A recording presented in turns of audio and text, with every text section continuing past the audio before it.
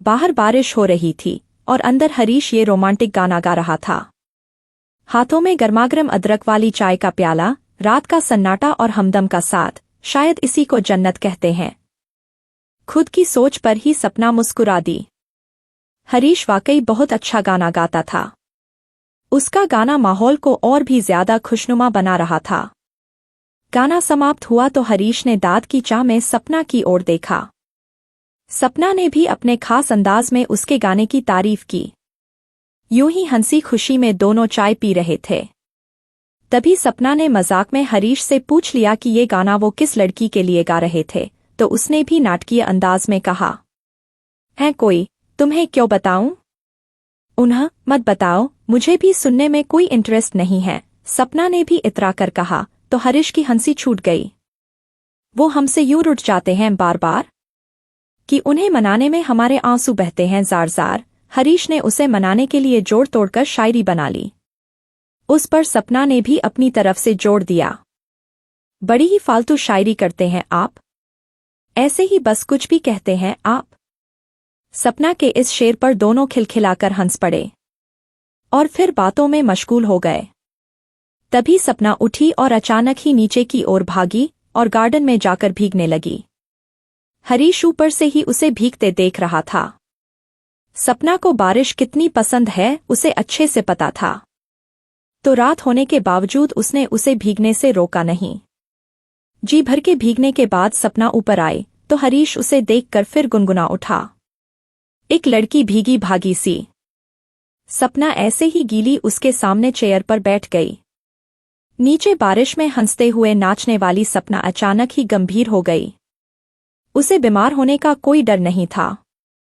हरीश ने उसे कपड़े बदलने को कहा तो वो बोली, हरीश, अब तुम जब तक मुझे उस लड़की के बारे में नहीं बताते, मैं ऐसे ही सारी रात यहाँ गीली की गीली बैठी रहूंगी। मैं अगर बीमार पड़ गई तो याद रखना इसके भी जिम्मेदार तुम ही होंगे। ये बात सपना सीरियसली बोल रही थी।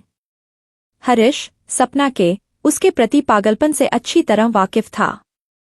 सपना को समझाने की गरज से उसने कहा, सपना, मैंने तो मजाक में कहा था जान, तुम्हें चिढ़ाने के लिए मैंने ऐसा कहा था, वरना तुम तो मुझे बचपन से जानती हो, मेरी जिंदगी में अब कोई नहीं है और नहीं कभी होगा।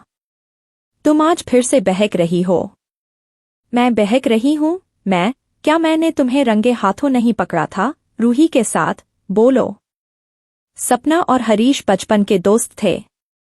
कॉलेज में उन दोनों की दोस्ती रूही के साथ हुई और वो भी उनकी बेस्ट फ्रेंड बन गई। हरीश और रूही एक दूसरे को चाहने लगे थे। सपना ये बात जानती थी। हरीश सपना को बस अपना बेस्ट फ्रेंड ही समझता था, मगर सपना उसे बचपन से प्यार करती थी और उसके साथ ही शादी करना चाहती थी। सपना हरीश के प्रति पागलपन की हद तक पजेसिव थी। वो हरीश को कभी किसी लड़की के साथ नहीं देख सकती थी। रूही के साथ भी हरीश अगर ज्यादा बात कर लेता था तो वो बिदक जाती थी और 2-3 दिन तक उनके साथ बात नहीं करती थी। फिर हरीश के बहुत मनाने के बाद ही मानती थी। अब ये हमेशा की बात हो गई थी। रूही में सारी खूबियां होने के बावजूद हरीश के घरवाले उसे अपनी बहू नहीं बनाना चाहते थे, क्योंकि वो दूसरे समाज की थी। हरीश भी ये बात अच्छी तरह जानता था कि उसके परिवार वाले इस शादी के लिए कभी नहीं मानेंगे। रूही भी समझदार थी, इसलिए दोनों ने समझदारी दिखाते हुए अलग होने का फैसला कर लिया और सपना का रास्ता साफ हो गया। उसने साम दाम दंड से हरीश से शादी रचा ली। शादी के बाद भी सपना का यही हाल था। वो बात बात पर हरीश पर शक करके उसे परेशान करती रहती थी। हालांकि वो हरीश का बेहद ध्यान भी रखती थी। उसके मुंह से निकलने के पहले ही सपना हर बात समझ जाती थी। हरीश भी छोटी से छोटी जरूरतों के लिए सपना पर ही निर्भर था। सपना ने घर भी बड़े ही अच्छे तरीके से संभाला हुआ था।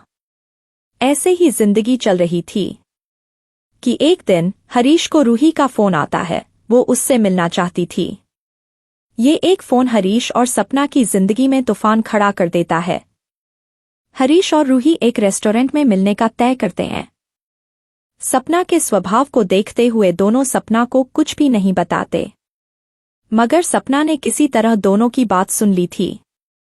पर उसने हरीश पर यह जाहिर नहीं होने दिया। दूसरे दिन तेज बारिश हो रही थी। रविवार का दिन था, सो हरीश बहुत बहाने बनाकर घर से निकला था रूही से मिलने। उसके पीछे पीछे सपना भी निकल पड़ी।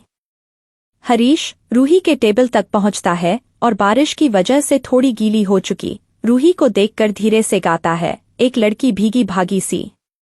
तब तक सपना लपक कर वहां पहुंच जाती है और तमाशा खड़ा कर देती है। रूही और हरीश दोनों ही के लिए ये बहुत ही अनएक्सपेक्टेड था। रूही अपमान की आग में झुलसती हुई वहां से निकलने की कोशिश करती है तो सपना उसे थप्पड़ जड़ देती है। अब हरीश का भी संयम जवाब दे जाता है और वो भी सपना को थप्पड़ मारा देता है। सपना भुनभुनाती हुई वहां से चली जाती है। रूही भी बिना कुछ कहे वहां से निकल जाती है। घर जाने की बजाय हरीश अपने फ्रेंड के घर चला जाता है और यहाँ घर पर सपना खतरनाक कदम उठा चुकी थी। हरीश, बोलो, कुछ है कुछ तुम्हारे पास बोलने के लिए? सपना की तेज आवाज से हरीश भूतकाल से निकलकर वर्तमान में आ जाता है।